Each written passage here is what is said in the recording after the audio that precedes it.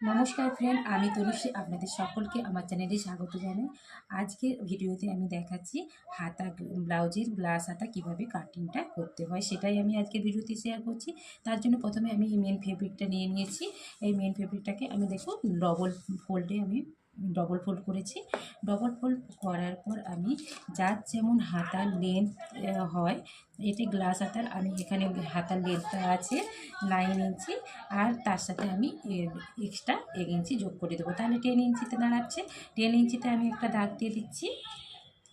এরপর আমরা মোহরার মাপটা কি করে পাবো? মোহরার মাপটা আমি এখানে এই যে ব্যাক সাইডের মাপটা আছে, ব্যাক সাইডের এই মোহরার মাপ অনুযায়ী এটাকে মেপে নিচ্ছি। এখানে দেখুন মোহরার মাপটা 9 ইঞ্চি হচ্ছে, তাহলে 9-এর সাথে আমি 1 ইঞ্চি এক্সট্রা যোগ করে দিলে 10 ইঞ্চি হয়। 10 ইঞ্চিতে আমরা এইভাবে দাগ দিয়ে দেবো। 10 ইঞ্চি দেখো আমাদের এখানে 10 ইঞ্চি হচ্ছে, 10 ইঞ্চিতে দাগ দিয়ে দিচ্ছি, দিয়ে একটা সোজা স্ট্রেট আমি দাগ দিচ্ছি। এরপর আমি ডাউন করব এখানে 4 ইঞ্চিতে। 4 ইঞ্চিতে আমি এখানে ডাউন করে দিচ্ছি। ডাউনটা করে দেওয়ার পর এইভাবে আমরা একটা দাগ টেনে নেব, এই কোণ থেকে এই কোণে দাগ টেনে দেবো। এবারে আমরা শেপটা দেব। শেপটা দেওয়ার জন্য আমরা এখান থেকে 2 ইঞ্চিতে আমি দাগটা দিচ্ছি। এরপর এখানে বগলের শেপটা দেব।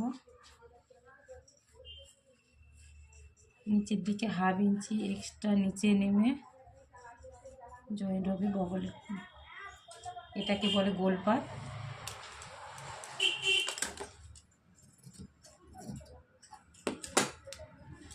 আর এখানে মোহরির মাপ এখানে যা থাকবে, এখানে 11 আছে, 11 মোহরি হলে 5.5 আসতে দিয়ে তার সাথে 2 ইঞ্চি এক্সট্রা এভাবে জয়েন করে নিচ্ছি।